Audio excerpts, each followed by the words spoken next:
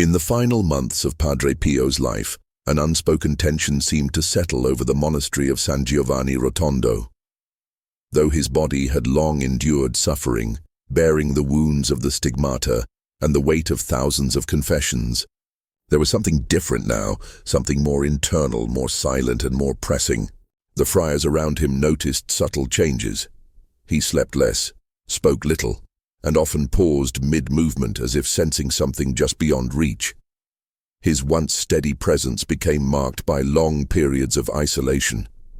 He would withdraw to his modest cell and stay behind the closed door for hours, emerging only for Mass and necessary obligations. Even during the Mass, his expression carried a distant gravity, as if his mind were entangled in something greater than the moment. He became particularly absorbed during his time before the crucifix, whereas before he would pray with visible peace. Now there were moments when his hands trembled slightly, not from age or illness but from an unnameable weight pressing in on his spirit. He would sit alone at night, rosary in hand, eyes fixed on the shadows cast by a single candle. The brothers sometimes heard him whispering prayers under his breath, with an intensity that bordered on desperation, his voice low but urgent, not unlike a man racing against time. They did not know what troubled him, and he would not say. A few began to speculate. Some thought he was receiving visions again, as he had in the early years of his ministry. Others believed he was reliving past sufferings.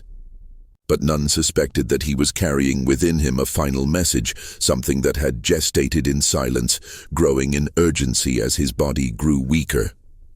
One morning, after a particularly long night of seclusion, he emerged with eyes that looked like they had seen something not meant for this world. He stood at the edge of the chapel, unmoving, his gaze directed not at the altar, but beyond it, as if watching an invisible procession of events unfold, events no one else could see. His confessions, once filled with words of mercy and encouragement, took on a more somber tone. He became selective with his counsel, often pausing for long stretches before answering, choosing his words with unnatural precision.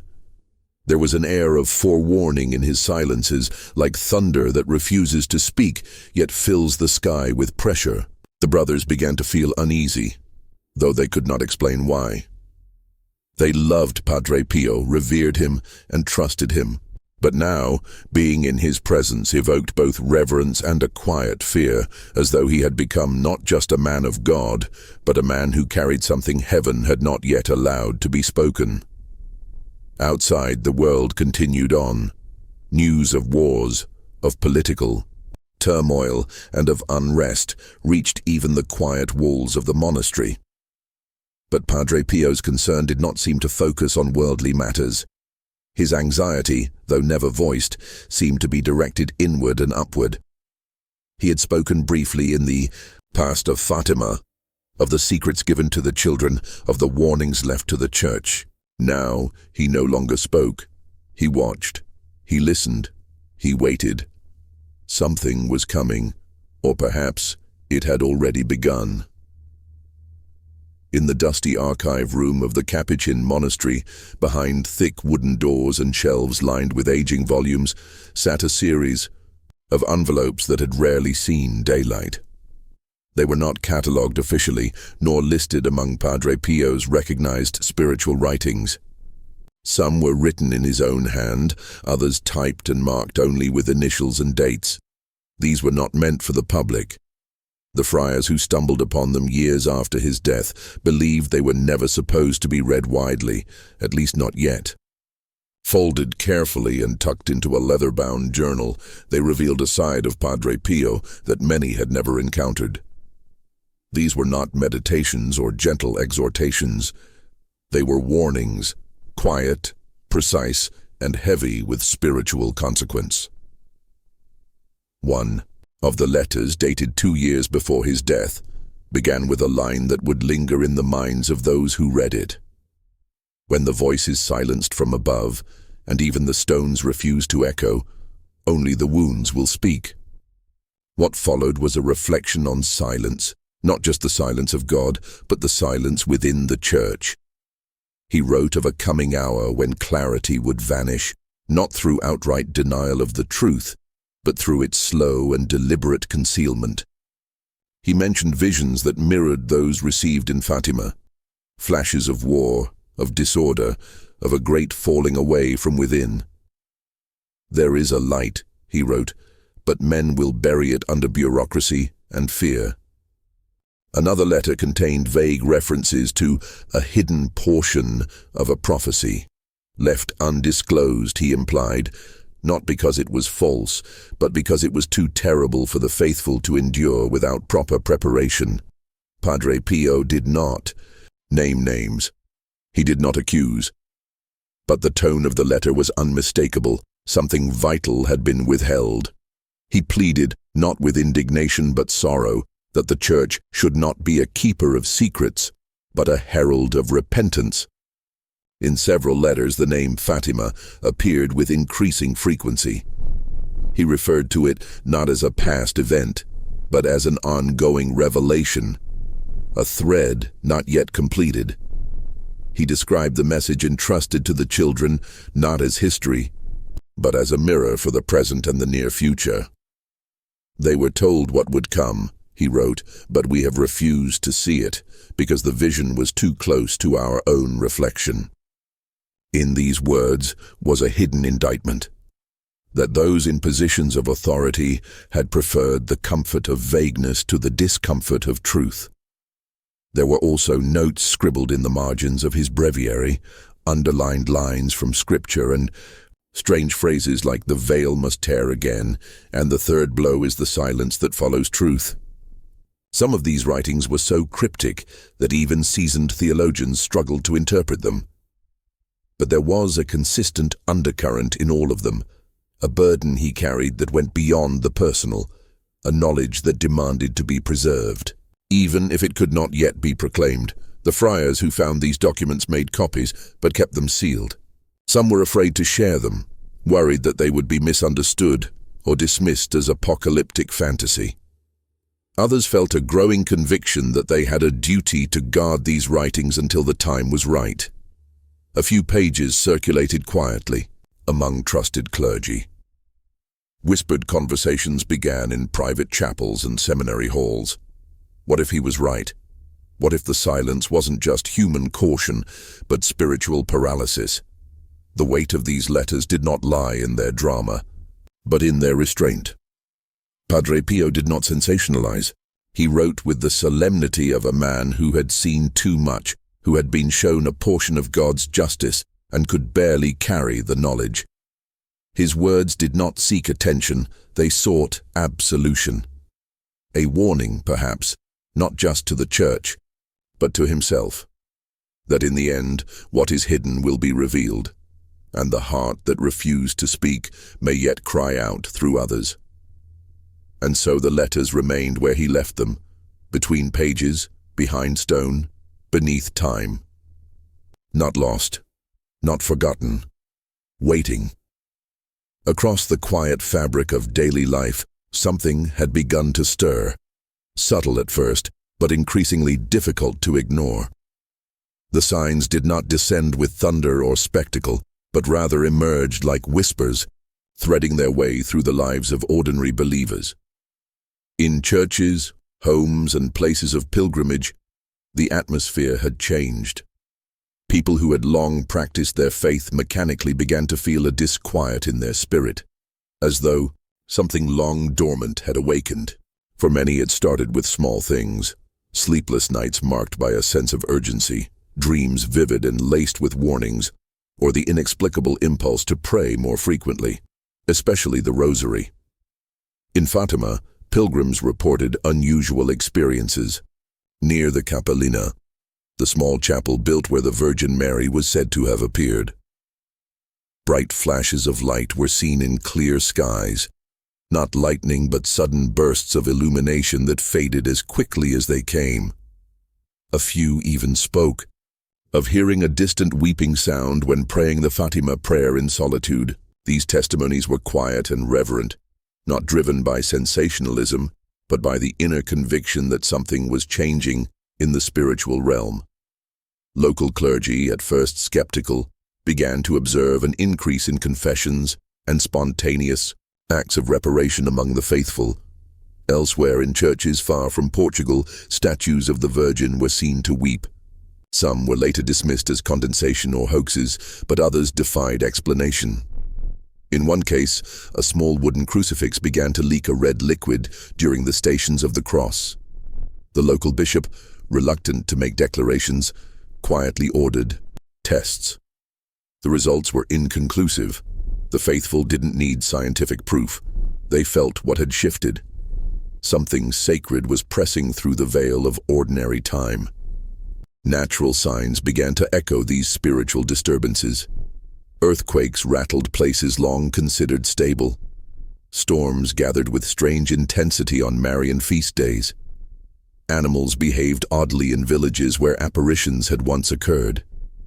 All of this, while disconnected by geography, felt connected by tone, as if the earth itself had begun to groan under a burden not entirely its own. For those attuned to the warnings of Fatima and the words of mystics like Padre Pio, it did not feel like chaos. It felt like fulfillment. Inside the homes of the devout, spiritual warfare seemed to intensify. Families who had prayed together for years reported sudden outbreaks of conflict and tension.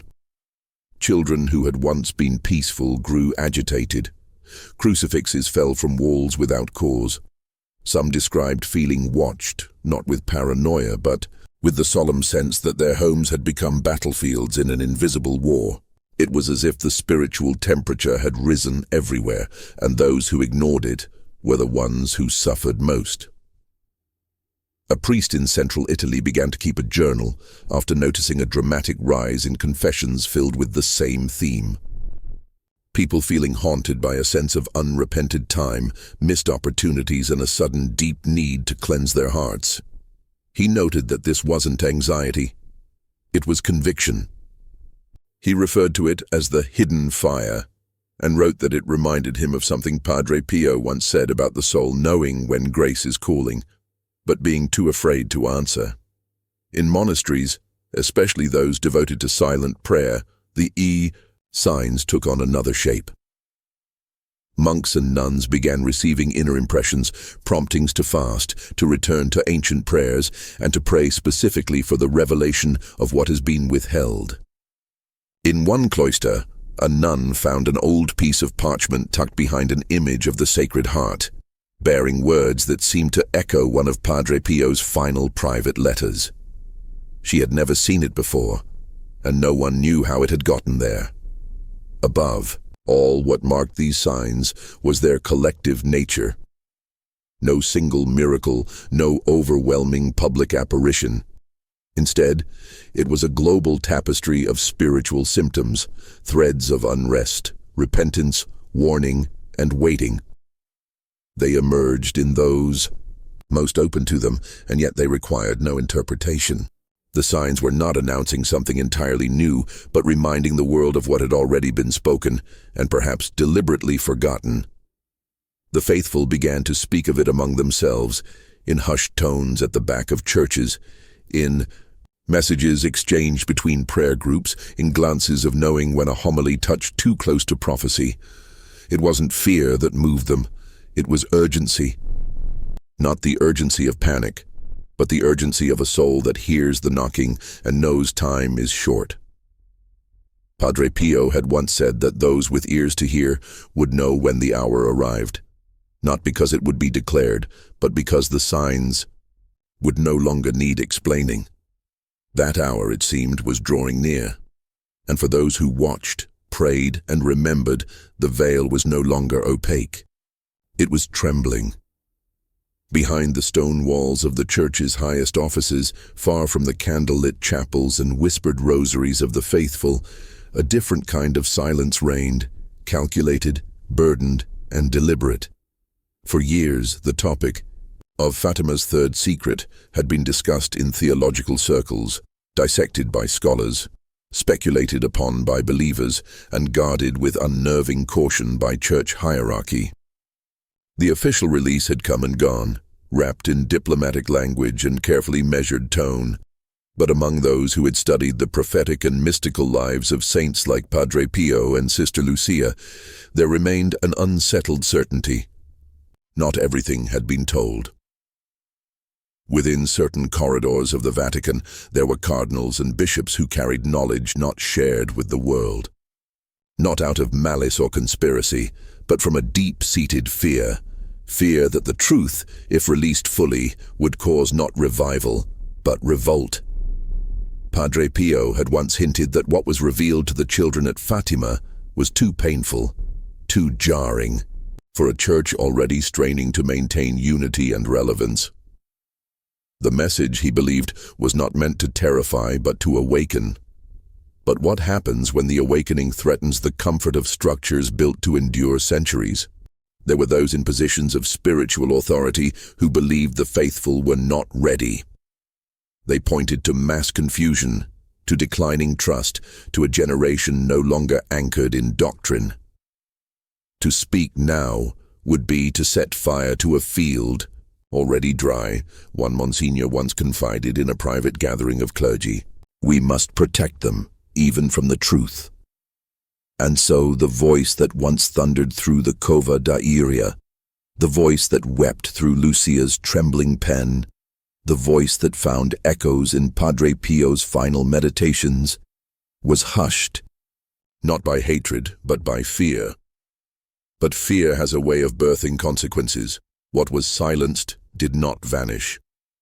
It echoed in the hearts of the faithful, who felt a strange restlessness every time the secrets of Fatima were mentioned.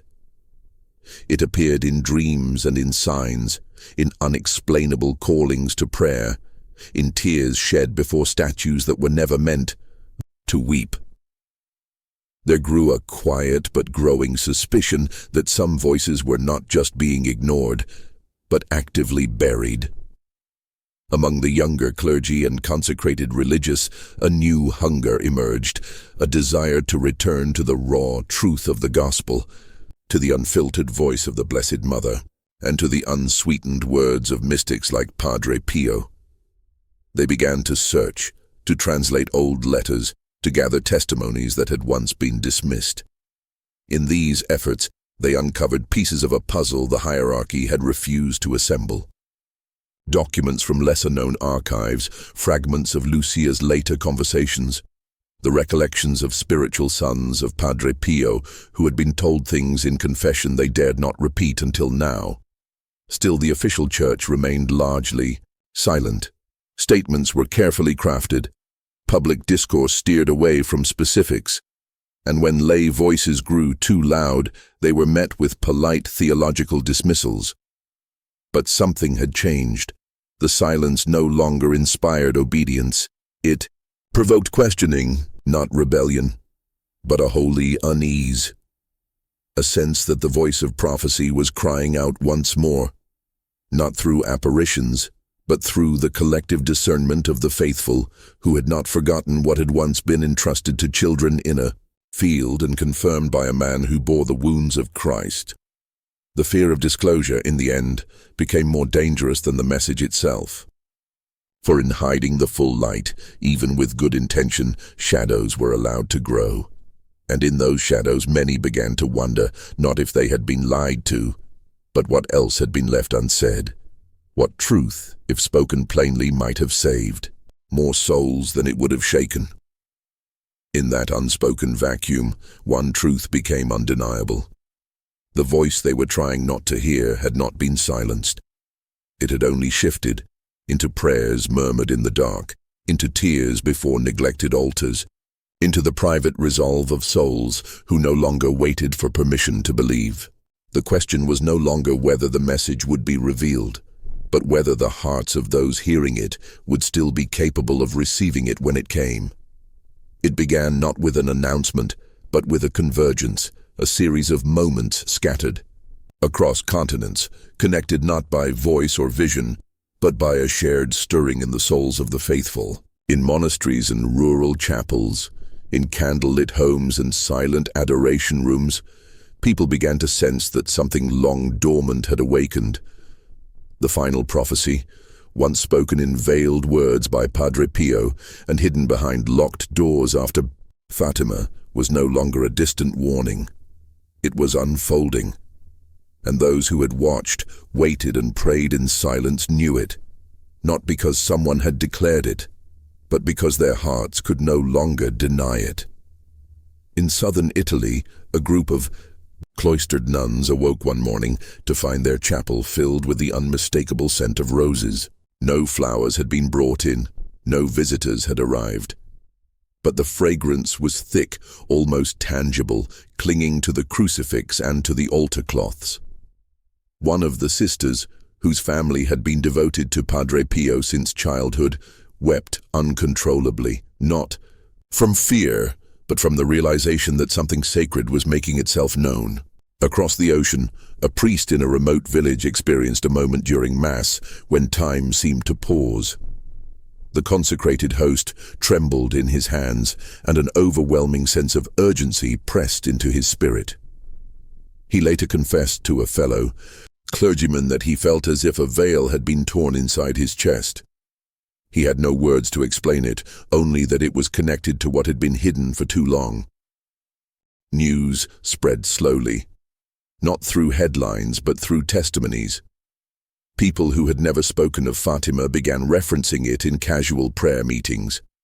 Elders who had dismissed visions and secrets in the past now admitted feeling an inexplicable need to return to those warnings. In Portugal, at the shrine of Fatima, several pilgrims claimed to see faint beams of light emanating from the chapel roof at dusk. Skeptics scoffed. Cameras failed to capture anything definitive. But for those present, the signs were not just visible, they were unmistakably personal. Meanwhile, within the Vatican, a low but growing murmur began to circulate among those who had once read the sealed letters of Padre Pio or seen the untranslated pages of Sister Lucia's writings. Some wondered aloud whether the time had come to speak fully. Others feared the consequences. But beneath the bureaucracy, certain voices began to rise, gentle but insistent, that silence was no longer holy. The prophecy was not a threat. It was a summons. Padre Pio had written in one of his last private reflections that, when the hour comes, the faithful will not wait for a trumpet, they will already be on their knees. And that is exactly what was happening. Families once divided over faith gathered in spontaneous evening rosaries.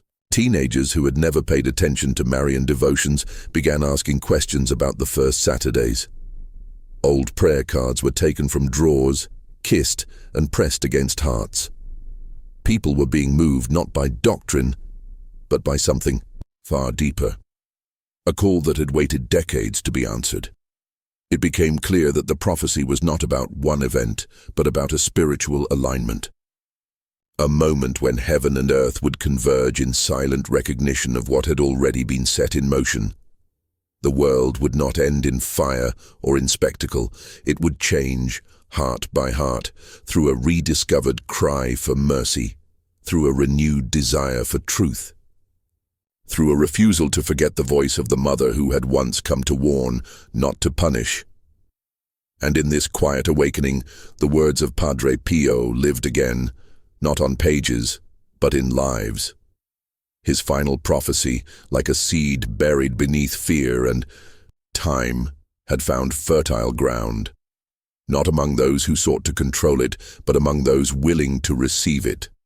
And so it grew, not with shouts, but with whispered prayers, not with fear, but with faith. The prophecy was no longer in the future. It was now.